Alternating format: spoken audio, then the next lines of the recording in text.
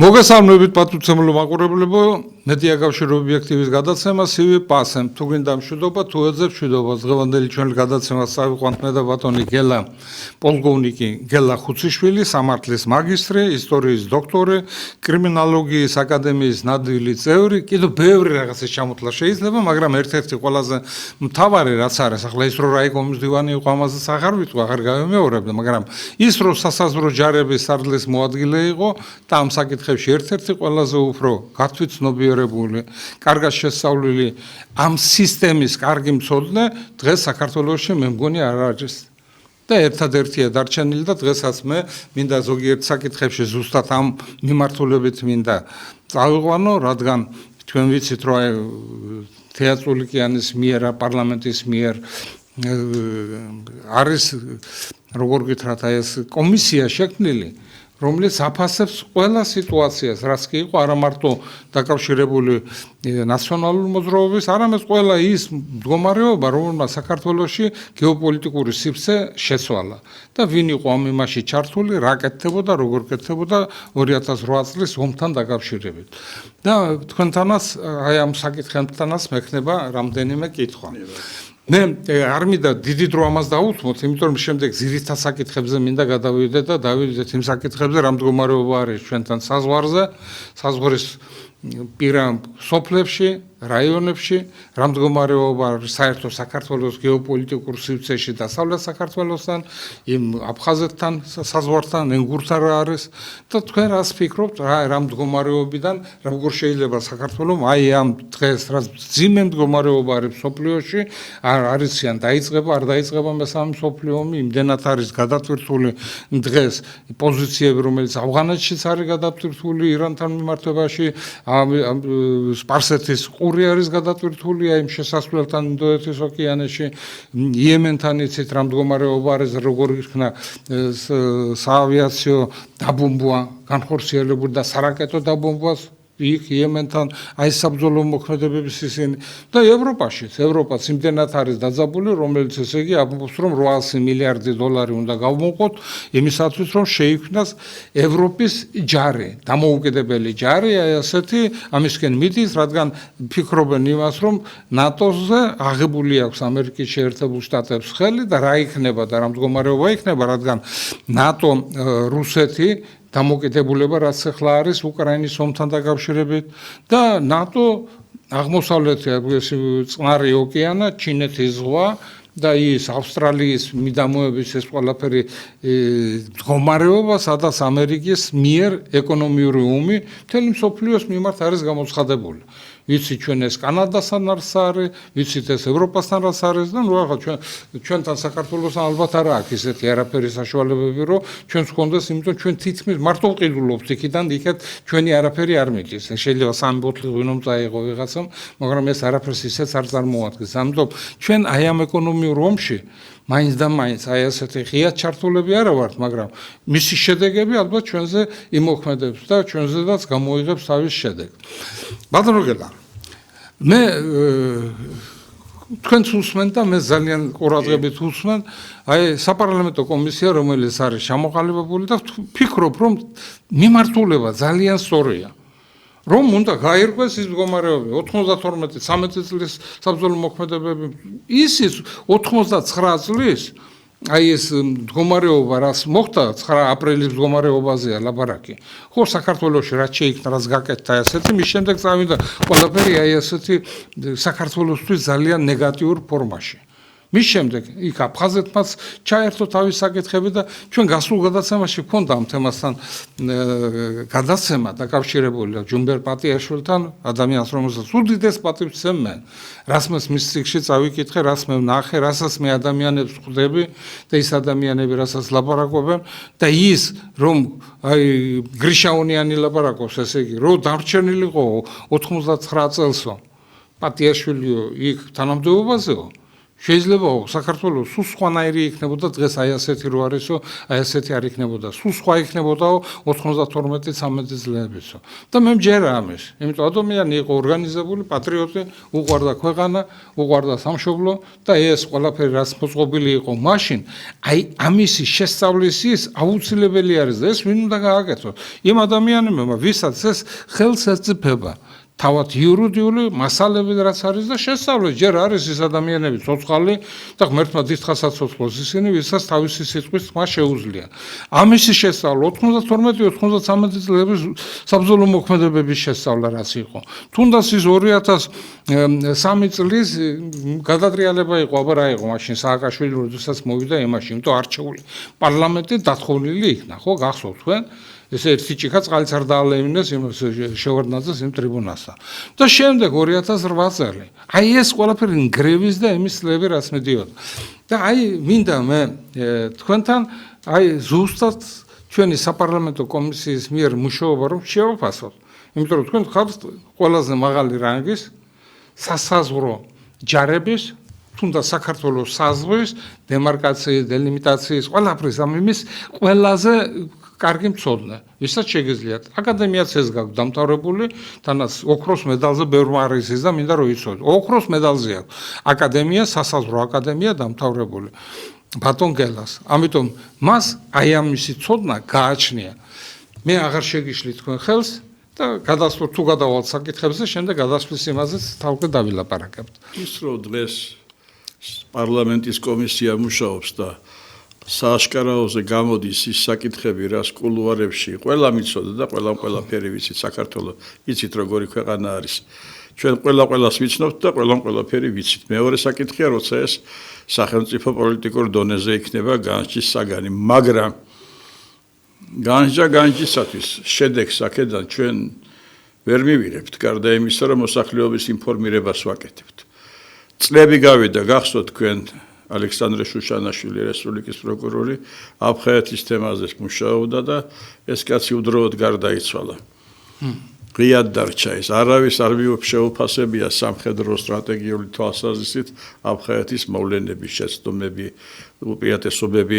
ის ფაქტი, რომ დავთმეთ ტერიტორია უბრძოლველად და არ გამოვიყენეთ ყველაზე ცნობილი და აპრობირებული მეთოდი პარტიზანული მოძრაობა, არამედ უცბად გამოვიყვანეთ ხალხი მიქმნის იმ შტაბეჭდებას, რომ ისიც გეგმას ზომიერად განხორციელდა გეგმიურად და კოდორის ხეობას და ცხინვალის რაიონიც ერთდროულად მოხდა ზუსტად ერთით ხელწერით, ისევე როგორც ხშირად ვიცით ჩვენ სოფლიო პრაქტიკიდან რა ხდება. შედის ჯარი, განაიარაღებს ადგილობრივ მოქალაქეებს, ვითომ და სიმშვიდის დასაცავად, შემდეგ ჯარი გაისვრის, გამორბის და ხალხს ტოვებს ან უკან მოყვება ეს ხალხიც და დაიცალა ტერიტორია. ეს იყო ტერიტორიების დაცლის ტაქტიკური მეთოდი. ახლა რაც შეეხება ამ კომისიას, რა თქმა უნდა, ყველას თომას გულდასმით უსმენ და მაინც ფიქრობ, რომ სულუკიანის გარდა კომპეტენტური არავინ არ იღებს მას, ან არ იღებს მას და არ იცის, ან და როგორ შეიძლება ხტომაზე წარმოიშვა სპონტანურად კითხვა და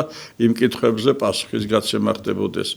ან რა სამართლებრივი ძალაუფლება აქვს ამ კომისიას.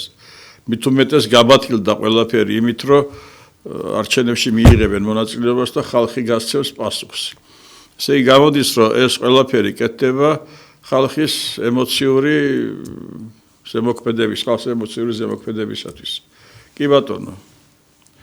არა, თუ შედეგს მიიღებს, რა თქმა უნდა, კარგია. რა შედეგს მიიღებს, თუ კი ის მოხდა, რომ პროკურატურამ და სასამართლომ მიიღო გადაწყვეტილებები და აღზრეს სექმა და გაასამართლეს, აუცილებელია. ბატონო გურამ, ჩვენ ძველი დროის ხალხი ვართ და ვიცით როგორ ხდებოდა დოკუმენტი, როცა გამოქვეყნდებოდა გაზეთში რაიმე ინფორმაცია, რაიმე კანონდარღვევასთან დაკავშირებით, მე მაშინ პარტიის ეკაში მუშაობდი და მახსოვს ორი პასტა ჰქონდა ბატონ ედუარდს, ერთი წითელი, მეორე მწვანე. წითელი რეზოლუცია ნიშნავდა, რომ მაშინვე ეს საკითხი საკმარისი იყო იმისთვის, რომ პროკურატურას დაეწყო გამოძიება. ამ ხელა კომისია მუშაობს პარლამენტის.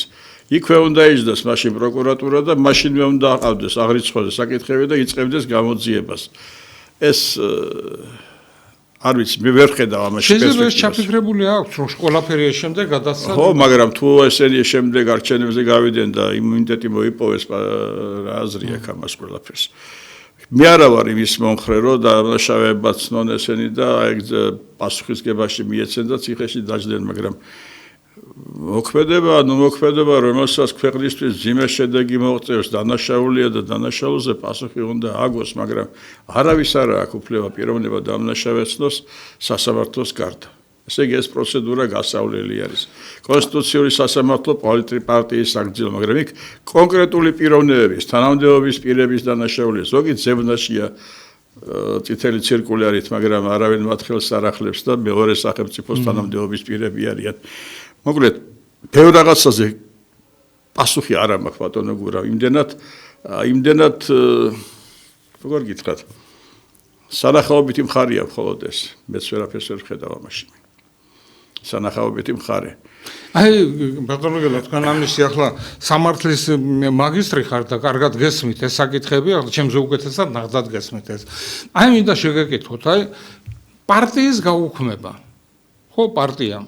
აი, რაღაცა პარტიას თავისი პარტიას აქვს თავისი წესდება, თავისი წესდება დაკანონებული აქვს, ესე იგი, იუსტიციის სამინისტროს მიერ და აქვს ამისთვის საბუთი ყველა, შეიძლება მისი გაუქმება ისე თუ სადაც პიროვნებებმა რაღაცა დაუშვებს და პიროვნება ყოველთვის უშვებს რაღაცა შეცდომებს. პოლიტიკური პარტია, რომელიც დაფინანსებას ღირებულობს ბიუჯეტიდან, თუ სახელმწიფო ხელისუფლების წინააღმდეგ მოქმედებას ახორციელებს, მას ეს უნდა შეუწყდეს დაფინანსება. აქ ეს არაფერი არ ხდება, დაფინანსებას ღირებულობენ პარტიები. მეორე ეს საკითხი პოლიტიკური პარტიის აკრძალვა თავის დროზე კომუნისტური პარტიას ვერ აიგრძალა, ხო ხედავთ? ჩვენთან აკრძალეს და აი მაგისკენ მიმყავს ეს ყველაფერი. აკრძალეს, მე მაინტერესებს თავისუფლების ქარტია, კანონი რო იყო, არის თუ არა ეს წინდა ადამიანის უფლებების ხელყოფა, იმიტომ რომ იქ ჩამოთვლილია კონკრეტული პირები, რომელსაც ეკრძალებათ შემდგომში არჩევითი თანამდებობის დაკავება.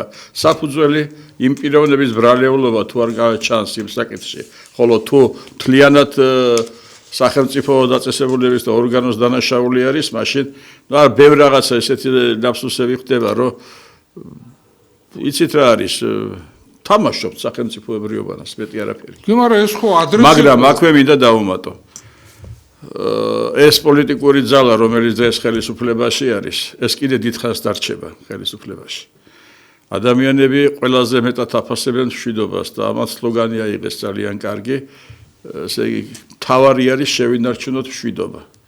და აი ამაზე ბევრი წავა და ბევრი ხარს მისცემს მომავალ არჩევნებზეც.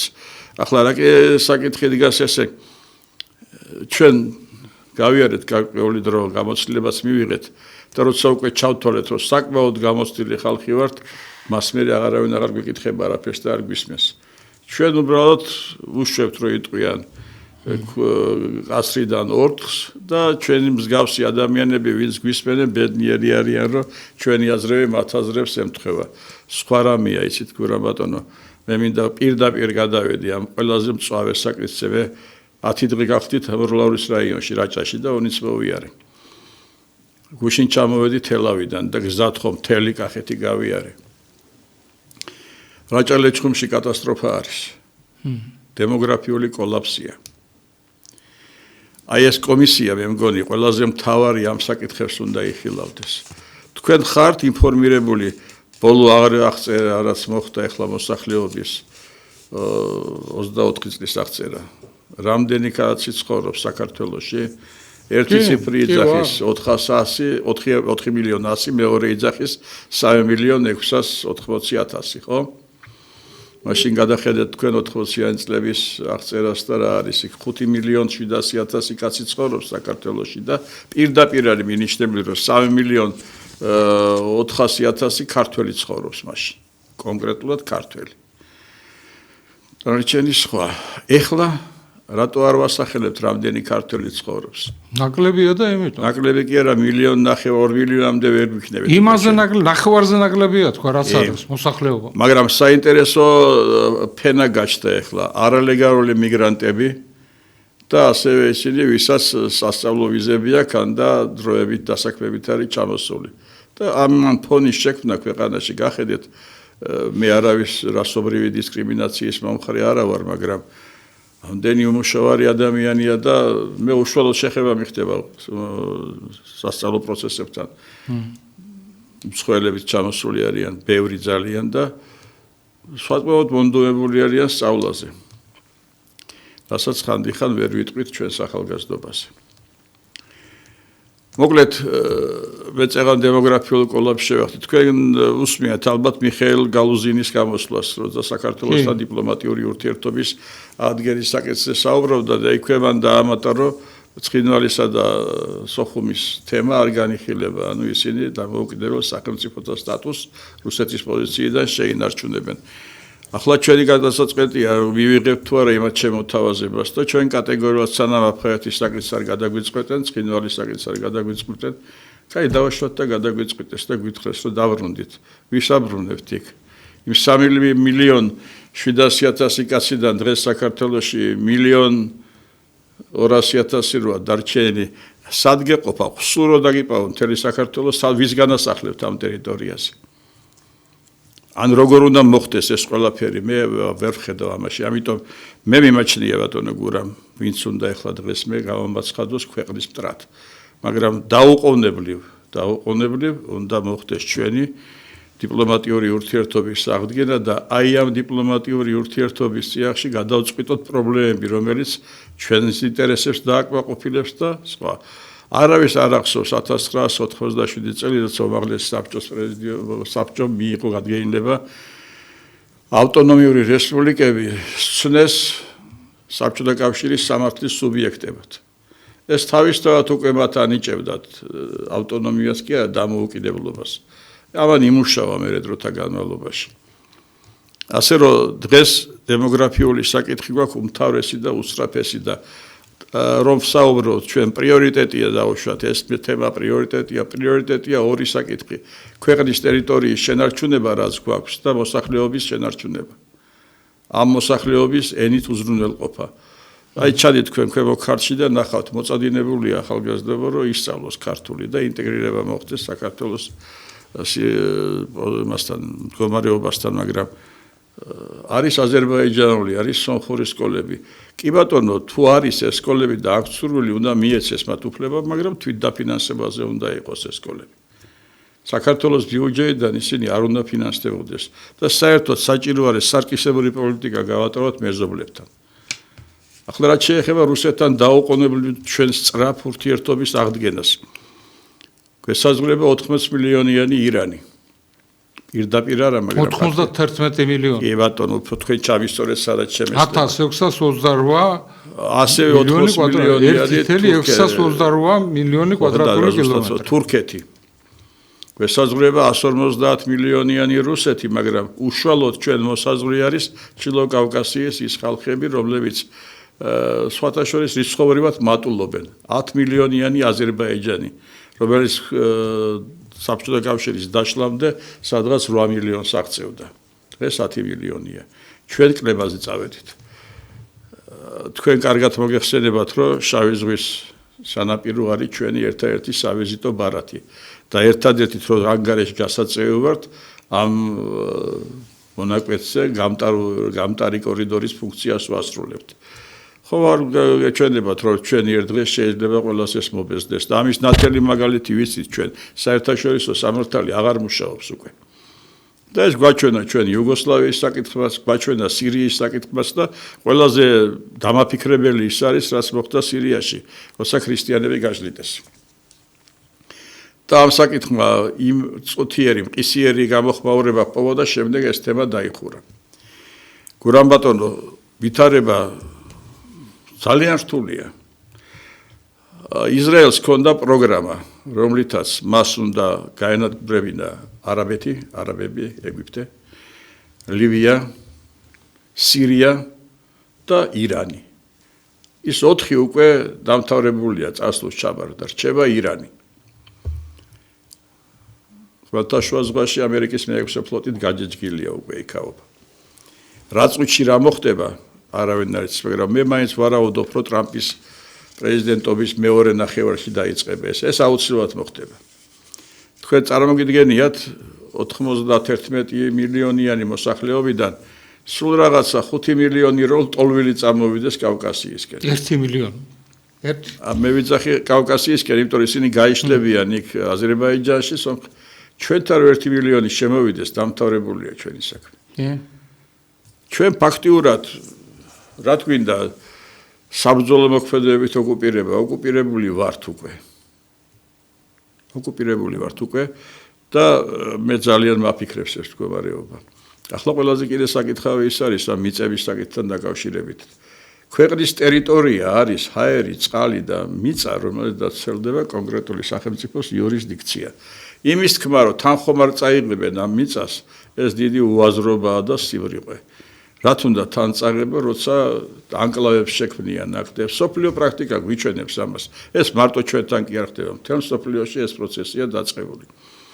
მზარდი არის აღმოსავლეთი, რიცხობრივადაც მზარდია, ეკონომიკურადაც მზარდია და ნელ-ნელა მოიწევს დასავლეთისაკენ. გადაბერებული დასავლეთისაკენ. აი ახლა რაჭაში იყო ერთი პერიოდი, როცა ძალიან სწრაფად დაიწყეს ვენახების გაშენება, ვინის ქარხნები ამოქმედა, 8 ლარზე ავიდა კილოყურძნის ჩაბარების ფასი. ახლა უკვე ხედავთ, რომ ნელ-ნელა იშორებს ხალხი და ყიდის. რა გადმოსავალი გვაქვს? მუნიციპალიტეტებმა უნდა შექმნან საადგილმამულო ფონდები. და დაიწყონ ამ გასაყიდი მიწების გამოსყიდვა. შემდეგ ვიმაგრება ამ გასაყიდი მიწების ღვინის ქარხნებზე და 59%-ით გადაცემა. სხვანაირად ჩვენ დავკარგავთ მიწებს. კიდე გიმეორეთ, ჩვენ არ აქვს მოსახლეობის რესურსი, რომელსაც განვათავსებთ საქართველოს მთელს ტერიტორიაზე. იქაც კი ვეღარ ვავსებთ, რაჭა ჭხუმი არის დეპოპულაციის ფაზაში შესული. აი ხევსურეთი მართალია ცოტა, მაგრამ მთიანეთი აბალანსებს ამას და რაჭაში საერთოდ კოლაფსია. კიდევ ერთი საკითხი, რომელიც სხდომაზე ყურში მომხდა როგორც შესაძლოა. უნდა დავანებოთ თავი ტერმინის ხმარება საზღვარი. საზღვარი ცხინვალის მონაკვეთზე არ არსებობს, ისევე როგორც ენგურზე არ არსებობს საზღვარი. სამხედრო გახდა, კარგად მოგეხსენებათ, ეს არის სადემარკაციო ხაზი, რომელიც კონფლიქტის დამთავრების შემდეგ გაივლება ორ სახელმწიფოს შორის. ის ემთხვევა ადმინისტრაციულ საზღვარს, არ ემთხვევა მას მნიშვნელობა არ აქვს. საზღვრის სტატუსის მინიჭება დაუშვებელია, ამიტომ იქ არსებული სამხედრო დანაყოფი იქნება თუ სპეციალური დანიშნულების ნაწილები არ ასრულებენ მესაზღვრის ფუნქციას, ისინი ასრულებენ დადგენილი წესისა და მოთხოვნის შესრულების კონტროლს. მე მგონი რომ დავაზუსტოთ ჩვენ საქართველოს საზღვარი, ხო? საერთაშორისო გაეროს მიერ აღიარებულ ფარგლებში 1980 კილომეტრი. ხო, გაეროს მიერ აღიარებულ ფარგლებში, რომელიც მდინარე ფსოუდან მოდის და მოყვება კავკასიის ქედს და ნუ აღარ ვაკრობ უკვე სამხრეთი და აღმოსავლეთი და დასავლეთის მიმართულება რა არის. ამიტომ იქ სახელმწიფოებს შორის გაყოფა ამ საზღვრის არავითარ შემთხვევაში არ მოხდა. ახლა რუსეთმა თუ აღიარა თქვა დამოუკიდებელი სახელმწიფოთ თქვა აფხაზეთი და სამაჩაბლო, ეს სულაც არ ნიშნავს, რომ ეს ჩვენ არ შეგვიძლია დავალაგოთ ისე, რომ ნუ თუნდაც ფედერალური მოწყობილობებით, თუნდაც არ ვიცი როგორ, მე არ ვიცი როგორ. მაგრამ ეს რომ დაბრუნდეს იმ ადგილებში, რომ ეს ტერიტორია არის საქართველოს ტერიტორია და ვის მიერ არის ეს ყველაფერი, აი ასეთი აფხაზეთში საბრძოლო მოქმედებები, სამაჩაბლოში საბრძოლო მოქმედებები პროვოცირება ვინ გააკეთა, ეს აუცილებლად არის დასაგმობი, ეს არის აუცილებლად კანონი და აუცილებლად ეს ადამიანები და ეს თუნდაც ვინ იყო ამის იმაში მონაწილე ამ იმის, უნდა დაისაჯონ ისინი. და ჩვენ უნდა ვაღიაროთ ის, რომ ეს ტერიტორიები და ეს ადამიანები ზუსტად იყვნენ ისინი, რომელიც ამ ტერიტორიებს ჩუქნიდა. აბა რა იყო 2008 წლის ომი? რა იყო მე ვერხლები რისთვის იყო ეს ომი და ვისთან აკეთებდნენ ომს რა რუსეთთან აწარმოებდნენ ამ ომის დაპირებებზე. საინტერესო დამთხევა მოხდა მოვლენების ერთმანეთზე. თქვენ გსმენიათ ცნობილი მარშრუტი ნარკოტიკების ბრუნვის, ეს არის ოქროს სამკუთხედი ავღანეთში, შემდეგ ეს მოდის ტაჯიკეთში გადადის, გადმოკვეთავს თურქმენეთს, გადმოკვეთავს კასპიის ზღვას. არ შედიოდა ის ბაქოში, გადიოდა გროზნოში, გროზნოდან მიემართებოდა და შემდეგ შავი ზღვით გადიოდა ევროპაში. ყველაზე უფრო მოწყვლადი გადასასვლელები იყო მაროხის უღელტეხილი და როკის გვირაბი. ჩვენთვის. ნახეთ რა მოხდა, როგორც კი ჩვენ გავზარდეთ 2800-მდე კონტინგენტი ავღანეთში, მაშინვე მივიღეთ იმის უფლება, რომ ჩვენი ხარჯით, ჩვენივე უზრუნველყოფა გავეკეთებია ამ დანაყოფების იქ. და ვინ მიფრინავდა? პრეზიდენტი თვეში ერთხელ მიფრინავდა თვითმფრინავით იქ. მაგრამ მანამდე კიდე სხვა გადაადგილებები მოხდა აქ. იყო კოდუა ერეკლე, რომელიც განაგებდა სოც, ის გადაიყვანეს კრიმინალურ პოლიციაში, მეორე ძმა, რომელიც ავიახაზებს განაგებდა, ის ჩაანაცვლეს საქართველოს გამახსენდება მისი ჩაანაცვლეს. ეს თვითმფრინავი ასრულებდა გამუდმებულ რეისებს საქართველოსკენ, მაგრამ მანამდე დაიწყო უკვე სხვა პროცესები და ეს იყო სწორედ ცხინვალის დათმობა, ლენინგორის ანუ ახალგორის დათმობა და განიარაღება კოდორის ხეობის. მე კარგად ვიცნობ ემზარ კვიციანს, ის ჩვენი ჯერ კომენდანტი იყო და შემდეგ სახელმწიფო რწმუნებული იყო.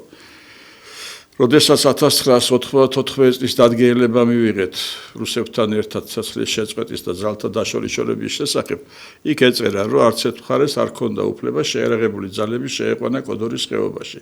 ამიტომ ის დანაყოფი, რომელიც იქ ფუნქციონირებდა მონადირე, გადმოეცა მესაზღვრეებს.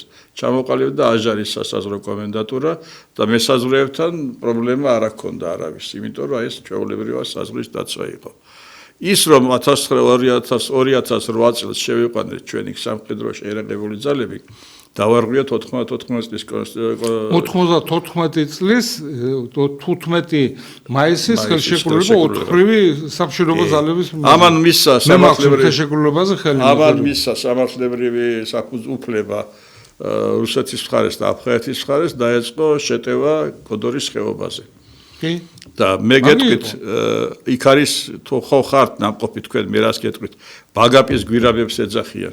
ბაგრატის გვირაბები კი? სადღაც 97 წელი, არა, 97 იყო მგონი, თარიღში ეხლა ვერა, 9 მესაზღვრე, ანუ მონადირის წევრმა, მათ შორის იყო ნაკანები, იყვნენ ჯაჭვლიანები, მთელი ბაგრამიანის ბატალიონი შეაჩერეს იქ. 4 დაიღუპა მაშინ იქიდან. მე ერთის დაიჭრა, მაგრამ ფაქტია, რომ ეს ბატალიონი შეაჩერეს მათ. ახლა 3000 კაცმა ვერ გაუწია. ამის პარალელურად დესანტი, 100 კაციანი დესანტი რუსული უკუაგდეს. ვერ გაუწია წინააღმდეგობა თოფის გაუსვლელად წამოვიდა. არ გაუწიეს. ხო. ამას აი ეს უნდა იყოს იხილებოდეს და ის პიროვნებები, ვინც გასაბრძანებები, ვინც ირაკლი ბათიაშვილი რო დაიჭირეს კვიციანის და ისინი. კვიციანი მანამ ყავდა დაჭერილი, სანამ ეს თემა არ დახურეს და არ დაასრულეს. ირაკლი ბათიაშვილი დაიჭირეს და ტელეფონზე ელაპარაკა კვიციანს. ხო და აი ბატონო გურამ, რო ეს არაფერი არ ხდება შემთხვევით და თქვენ ბრძანეთ ბათიაშვილი რომ არ გადამდგარიყო, უზარმაზარი მანქანა დაუპირისპირდა ბათიაშვილს. და ეს ერთი კაცი იყო, რომელსაც ფაქტიურად არ შეეძლო არაფრის გაკეთება გარდა იმისა, რომ თავისი სინდისის წინაშე დარჩა მართალი. მეტი არაფერი. ერთპოლარული იყო ამ პერიოდისთვის რუსეთიც საქართველოს ორივე იმართებოდა ამერიკის შეერთებული შტატებიდან. უფრო შორს წავიდეთ ჩვენ და ვარაუდის დონეზე განვიხილოთ. ვინმეს უხსენებია ბოლო პერიოდში ტრანსკავკასიური მაგისტრალი ტრასეკას პროექტი, რომელსაც ამხელა იმედს ვამყარებდით და ეს იყო კონსტანცა შანხაი. შუაში მას ეს უნდა გაევლო კონსტანცა, ნოვოროსისკი, შემდეგ მოდიოდა აფხაზეთის გზით, ჩამოდიოდა თბილისს გაევლით და გადიოდა ბაქო და მიდიოდა ეკეთკენ შემდეგ. მაგრამ აი სწორედ აფხაზეთის კონფლიქტის შემდეგ ნოვოროსისკი ამოვარდა. იმიტომ რომ აქ კონფლიქტის ხაზი შეიქმნა. თორე ბაქომდე ადრესა ბათუმამდე ადრეული ნავთის ხაზი იყო მიყვანილი. როგორც კი დამთავრდა 1993 წელს აფხაზეთის კონფლიქტი, ავტომატურად იმავე წელს დაიწყო ჩეჩნეთის ოპერაციები. იმიტომ რომ მეორე ხაზი ბაქოდან ჩეჩნეთის გავლით და ჩეჩნეთის ნავთით უერთდებოდა, მიდიოდა ჩრდილო კავკასიაში და ჩადიოდა ნოვოროსიისკში. შავ ზღვაზე ეს არის ყველაზე ღრმა ნავსადგური, სადაც დიდი ტანკერების შესვლის შესაძლებლობა არის. საქართველოს სანაპიროზე ასეთი ადგილი არის ანაკლიაშიც და განსაკუთრებული სიღრმეები გვაქვს ჩვენ ოჩამჩირესთან. სადაც წყალქვეშა ნავების ბაზა იყო შავ ზღვაზე არსებული ომის დროს, კი. ბაზა. აი ეს მომენტი არის და დამთავრდა პირველი ნაკადი, დაიწყო მეორე 96 წელს. ორივე შემთხვევაში ბაქოს ნავთის გავლა შეწყდა. გაიხსენეთ ერთი მომენტი, როდესაც დოლარის ვარდნა წავიდა და ევროს მაღლა წასვლა იუგოსლავიაზე თავდასხმა მაშინ წმინდა ამერიკული ჯარების იყო, როგორც შეცდომით დაშენილმა რაკეტებმა მთელი ხიდები დუნაიზე დაანგრია და ნაოსნობა დუნაიზე მოისმო. ჩაიკეტა შავი ზღვიდან ტვირთების გატანა და დამთავრდა. კოლაფსი მოხდა ეკონომიკური ევროპის. ასე რომ ყველაფერი მაინც მიდის იქ, ვის ხელშიდაც არის დიდი კაპიტალი და ვისი ინტერესებიც. აი ახლა ნახეთ რა საინტერესოა, ნატოზე უარს აცხადებენ და იქნება, არ აცხადებს უარს, მაგრამ თანხების გამოღება სხვებსაც ასწავს და იქნება ავსტრალია, დიდი ბრიტანეთი და ამერიკა კავშირი, სამხედრო კავშირი, ოკეანე. აი სადმე ვეთ. ყველაფერი კარგად დავიწყებული ძველია და მივედით მე-17 საუკუნის დასაწყისამდე, როცა ფრიდრიხ რაცელმა შემდეგ ჰაუსჰოფერმა და მაკინდერმა უკვე მოგვიანებით აღიარეს დედამიწის სამი ნაწილი: ხარტლანდი, დედამიწის გული, გერმანია. 1903 წელს. ეს 1903 წელს უკვე მაკინდერმა და ჰაუსჰოფერმა, მაგრამ 1690 წელი იყო თუ რაღაც პირველად ახსენა ფრიდრიხ რაცელმა. კი, მასე იყო გერმანიის მაღალი ინტელექტუალური პოტენციალი, რუსეთის ზეკმარი რესურსები და იაპონიის მაღალი ტექნოლოგიები. შემდეგ მოდიოდა რიმლანდი, ეს იყო ხმელთაშუა ზღვის გარშემო არსებული სახელმწიფოები, ვინც ხმელთაშუა ზღვის მეშვეობით უკავშირდებოდა ოკეანეს. და ახლა რო ხვარავთ ჩვენ ტერმინს ანგლოსაქსონი, მაშინ ატლანტისტებს ეძახდნენ ამათ. ესენი მოიწევენ ყოველთვის ხარტლანდისკენ, რომ რესურსებს დაეპატრონონ. გამთავრდა ევროპაში ერთადერთი რესურსიანი და ეკონომიკურად ძლიერი სახელმწიფო არის გერმანია. სხვა არც ერთი სახელმწიფო ვერ გახაჩავს ამას და ვერ შეძლებს ამას. გერმანიას უჭირავს ევროკავშირი.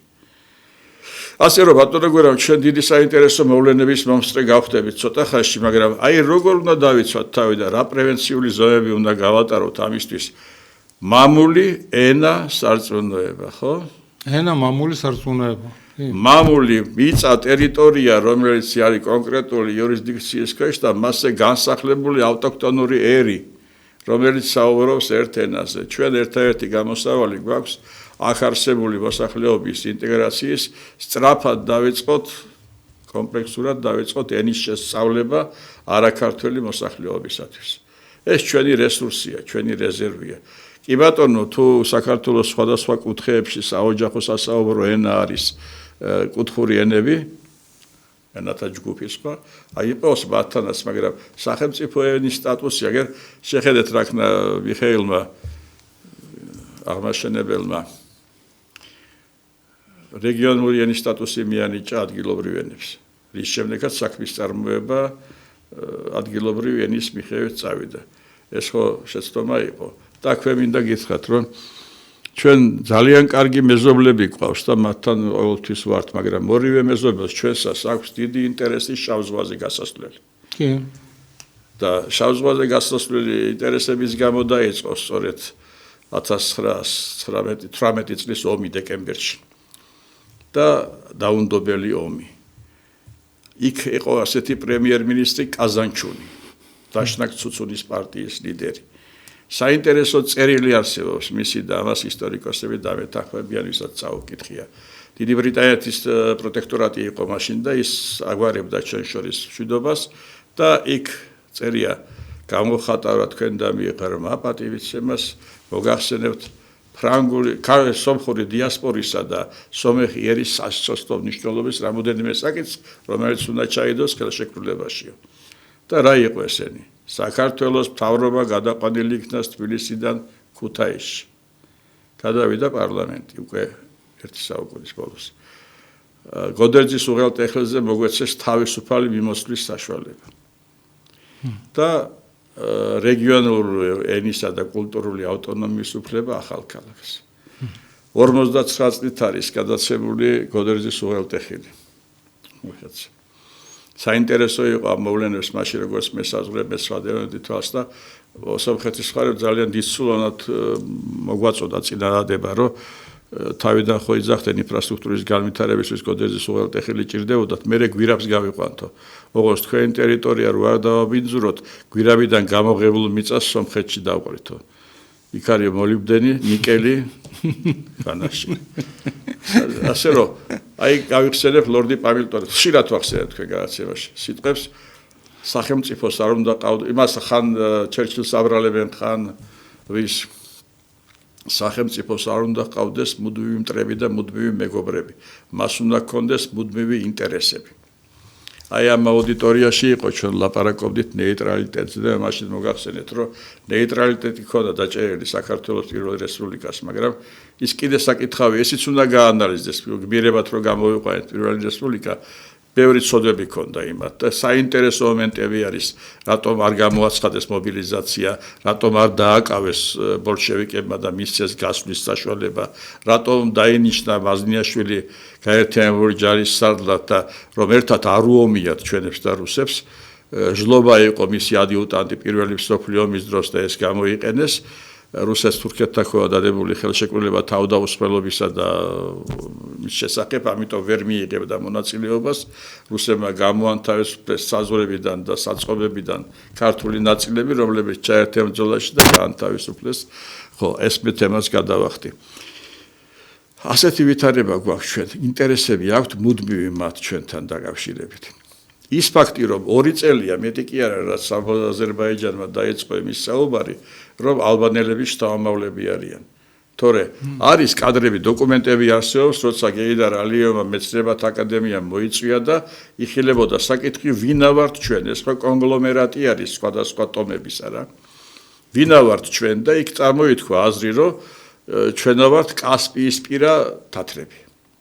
ყირიმელი თათრები ვოლგისპირელი თათრები და კასპიისპირა თათრები. ასევე ეწერა მათ ეროვნებაში რევოლუციამდე ყველა იწერებოდა თათარი 1921 წლის მერე გახდნენ აზერბაიჯანელები.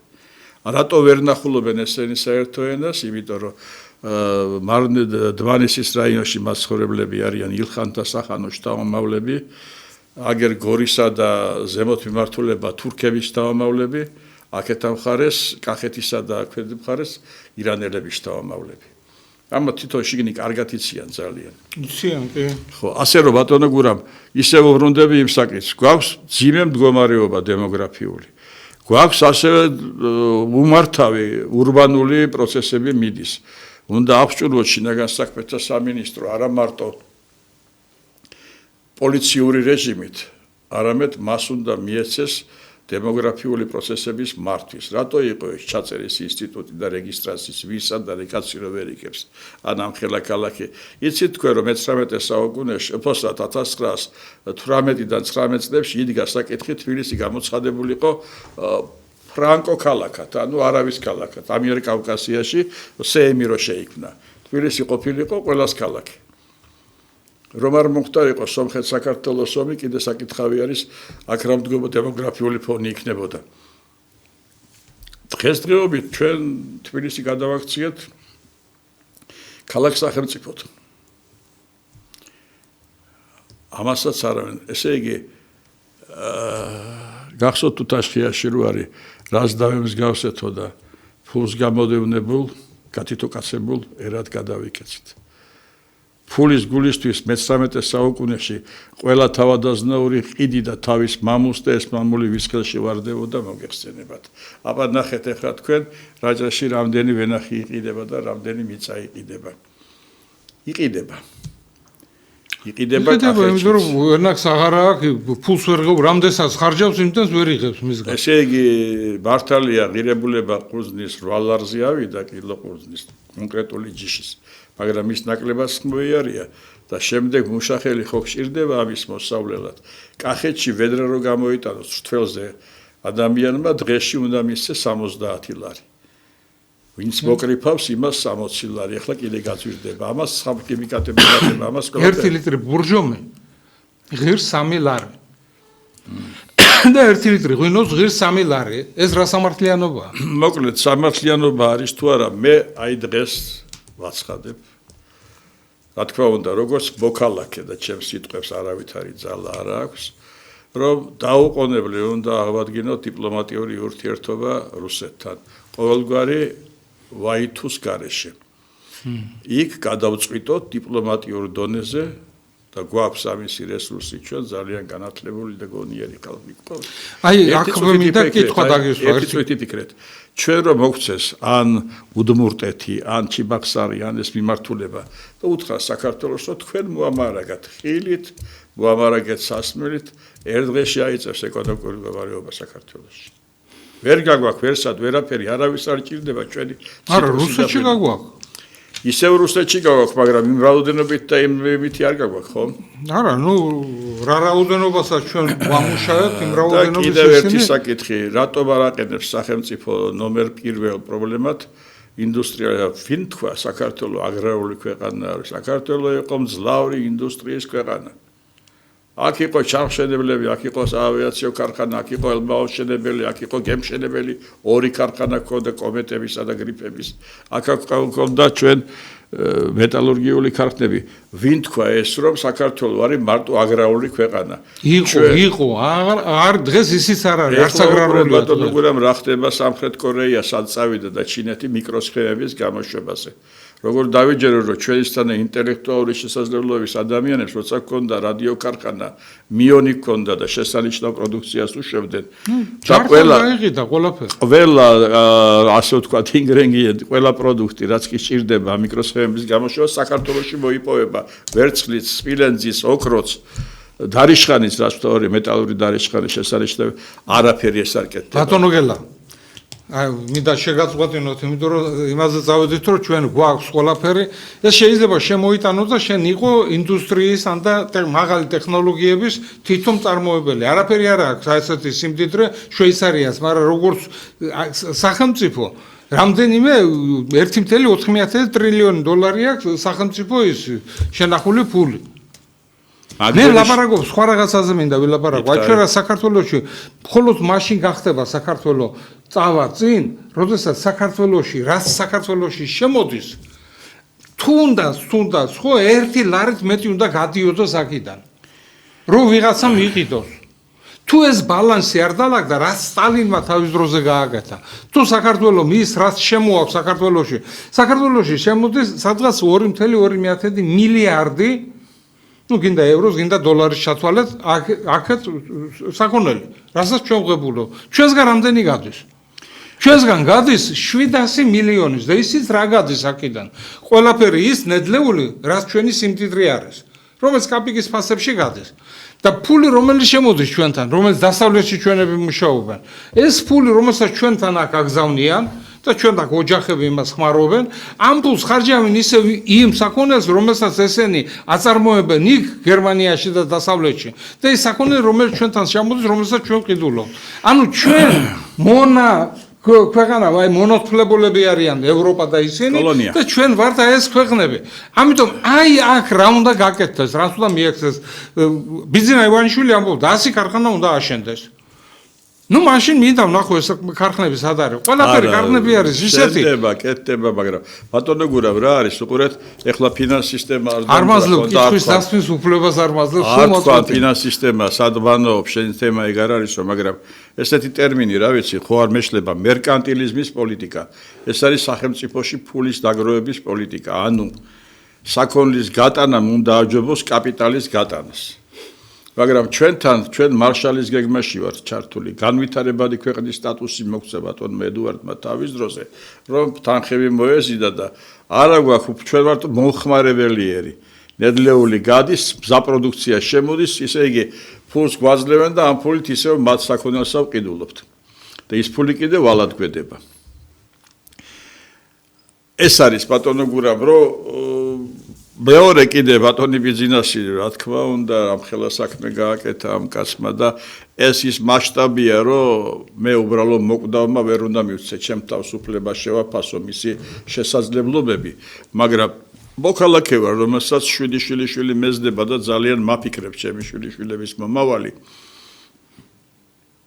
საცი უნდა იყოს ქვეყნის სათავეში, ვისაც ხერხის გაღება შეუძლია.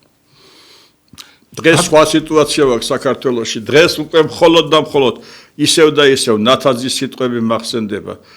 უნდა საერთო სახალხო ყრილობა მოეწყოს, აირჩეს 300 კაცი, დაევალოს ამ 300 კაცს ქვეყნის სამსახური მოეთხოვოს, მაგრამ ეს უტოპიას გავს.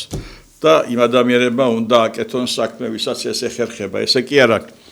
გახედეთ რა, მე გიმუშავია თქვენს და მეც ყოფილვარ თანამდებობის პირი. მე პარლამენტში ვხედავ ხალხს, რომელსაც კანცელარიაში რიგით მუშაკად არ მივიღებდი. არიან ასეთები. ისინი წყვეტენ საქართველოს ბედს, საკანონმდებლო ბაზას ისინი ქმნიან. ის არის, როცა არის ის კაცმა რა გადაწყვეტას, როგორ გადაწყვეტას და კიდევ ერთი საკითხი. ერთი კითხვა მინდა დაგესვათ. აი მიდის მიტინგები, ხო? უკვე 100 დღეს გადააცილა და მიდის ეს მიტინგები არ დაცხრა, ვერ დაალაგდა, ვერ ისახნა. აი დოიაშვილი გაათავისუფლეს იმაზე აჭრელებულია. საქართველოს მეც საქმე არაფერი არ არის გასაკეთებელი. ჩვენ ყოველ შემთხვევაში არჩევნების შემდეგ მეც ვერაფერს ვერ ვხედავთ. აქ რა ჩავუთვალეთ ჩვენ ამდენი საქმეა, ტერიტორიების საკითხია, მოსახლეობის საკითხია, წამრეწოლების განვითარების საკითხია. აბსოლუტურად რატომ არის ის, რომ ქვეყანას, რომელსაც აქვს ოქროს საბადო, ამხელა საგარეო ვალი აქვს? ნუ 8 მილიარდი დოლარი დიდი არ არის. 8 მილიარდი დოლარია, თუ ლუქსემბურგს 1.4 ტრილიონი დოლარია. კი, მაგრამ რატომ ისიც არ უნდა ქონდეს, გვაქვს ოქროს საბადო. არ უნდა ქონდეს. ჩვენ არ უნდა ქონდეს, მაგრამ ჩვენთან ვერაფერი ვერ დაალაგდა. აი 2013 წელს წავიდა სააკაშვილი. დამთავრდა ხო მისი ისინი. აი 12 წელი გავიდა. 12 წელი მე ვერ ვნახე, რომ თავრობების ამის მიერ კი, რაც არის გაკეთებული, დიდი მადლობა. რაც არის გაკეთებული იმაზე, რომ მაგალითად მშვიდობა არის დაცული, კი, დიდი მადლობა. მაგრამ მე ვერ ხედავ, მე სამხედრო ვარ, სამხედრო გადაცემა მაქვს, ვერ ხედავ სამხედრო საკითხი საქართველოს გადაწყვეტილი იყოს. თუნდაც საკანონმდებლო იმაში, თუნდაც თვითონ თავდაცვაში, ვერც გაიგებ, იცით გენერალები ვინ არიან თქვენ? ამ კითხვას ყველა იმას უსვან, ვერ მეუნებიან. ესე იგი, განათლების სისტემა, ჯარის განათლების სისტემა, ჩვენთან სრული განათლების გენერალი არ ყავს. გენერალი არ ყავს, მე ჯარს კი არ ვაბრალებ ამას. სისტემა არ არის ისე ჩამოყალიბებული. განათლების სისტემა, როდესაც უნდა ჩამოყალიბდეს ჩვენთან აკადემიის რექტორი გამოდის და ამბობს, რომ მე ხედვა მისი რა განათლებას მიცემს იგი იმას. ესე იგი ის ცალკეა, თავდაცვის სამინისტრო ცალკეა, განათლების სამინისტრო ცალკეა, იმიტომ რომ ის უშვებს ბაკალავრიატს და რაღაცა განათლებას აძლევს, კიბერუსაფრთხოება და რა ვიცი ისეთ განათლებას. მე ეს ვიცი კარგად. შენს კარგად იცი. სრული განათლება გვაქვს ჩვენ. რო უყურებ და ვლაპარაკობ, მე გქო 11 წელია ამ სტუდიიდან ვლაპარაკობ, კაცო. ასე ხო არ შეიძლება. დააბრალო ყველაფერი გამოყავთ სასამართლო იმაზე რა ქვია, გენერლების გარჩევა დაიწყეს პირველ რიგში ბრძოლები. ვინ ყავდა იქ მიწვეული თუნდაც ერთი სამხედრო რომელიც გაარჩევდა.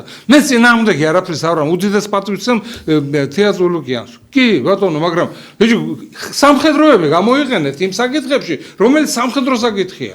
იურისტები იურისტულ საკითხებში, მე საზღვარები, რომელსაც საზღვარი იციან, იმ საკითხებში, რაც საზღვართან არის დაკავშირებული. სხვადასხვა ბატონო გურავ თქვენ რომ მიწვევთ ხოლმე გადაცემაში ხო გახდოთ ვიკავებ სულ თავს, მაგრამ მე ერთხელ დავფიქრდი ჩემთვის ეთერის შესავსებად ხო არ მოვდივარ მე აქ რამდენი მნიშვნელოვანი საკითხი დავაყენეთ ბატონო გურავ არც ერთი ჟურნალისტი არ დაინტერესებულა და უწყებები რომელსაც ეს ევალებათ იმათაც არ დაინტერესებულა არც აინტერესებს ასაუბრებს. ნუ ეს ახლა ჟურნალისტებს ვერ დააბრალებ ამ ყველაფერს. ეს ალბათ ჩვენ ვიმაშვებით, ასე ვაჟღერებთ ჩვენ საზრებს და ჩვენს იმას. აი ერთი წუთი დაგჭირდა და მინდა ამ ერთ წუთში რო ჩაეტიო. ერთ წუთში მინდა ასეთი რაღაც თქვა. კიდევ ერთხელ ვიმეორებ. არა ვართ ჩვენ გამონაკლისი, ჩვენა ვართ სახელმწიფო. არ უნდა გყავდეს არც მეგობარი და არც მტერი მუდმივი. არ შეიძლება კონსტიტუციაში ისეთი საკითხების ჩაწერა, რასაც 4-5 წლის შემდეგ შეიძლება ყავლი გაუგოს. რას ამოიღებდი კონსტიტუციით? პირველ იმას, რომ ჩვენი მთავარი პრიორიტეტი ნატოში შესვლა არის. ეს რასოვაშია, კაცო, ეს ვისკია. შენი იდეა არის თუ არ მიგიღეს საჩეხვა, ჯერ ერთი და მეორე. უკვე ავტომატურად გამოდიხარ მხარე. ჩვენ კიდე ერთი საკითხი არის, კეკლუსობას თავი უნდა დავანებოთ. იქით, აქეთ, ვისთან, არავის არ უნდივართ, არ უნდივართ ევროპას მე-17 საუკუნეში, არ უნდოდით, არ უნდივართ მე-19 საუკუნეში, მე-20 საუკუნეში პირველი რესპუბლიკის დროს, დედა გვიტირეს და არც მოვაქციეს ყურადღება და ამდენი წლები არაფერში არ გვაგდებენ. ნუ გვავიწყდება ბატონო, სხვა ცივილიზაცია ვართ, მართლმადიდებელი ცივილიზაცია ვართ. კათოლიკები ჩვენ გაგვიხილავენ როგორც მკრეხელებს და მწვალებლებს. და კიდე ერთი, აუცილებლად მიწის საკითხი ვხედოთ. აუცილებლად უნდა შეიქმნას საადგილმამულო ფონდები, აუცილებლად სკოლა ლიცეუმები გავაკეთოთ ხალხო რაჭასაზე ლეჩხუმში, იმიტომ რომ იქ თითოეულა ბავშვი არის, კლას კომპლექტები არის, უკვე კიდევ გავემეორებ ძველ სიტყვას. 1,5 მილიონი საწარმოო დამბრუნლაური 9 მილიონი საჭირო საკასო გეგმა სრულდებოდა და უტოვებდნენ და 3 მილიონს საკავშირო ბიუჯეტი დოტაციას აძლევდა, რომ შეენარჩუნებია სკოლები, საბავშვო ბაღები, ბიბლიოთეკები, ამბულატორიები და ყველაფერი სხვა. დიდი მადლობა ბატონო გელო დევანდელი ჩვენთან სტუმრობისათვის, დიდი მადლობა მაყურებლებს რომ გვიყურებდნენ ჩვენ და მე ვფიქრობ რომ არ გამოჩნდება ადამიანები რომ მართლაც მოусმენენ იმ ადამიანებს ის მართლაც გული ვისაცხივა თავისი დარგისთვის, თავისი განათლებისთვის, თავისი ქვეყნის აი იმ მდგომარეობაში რაც არის დღეს, აი ამ მდგომარეობიდან ამოსვლისთვის და გაძლიერებისთვის. კარგად ბრძანდებოდეთ.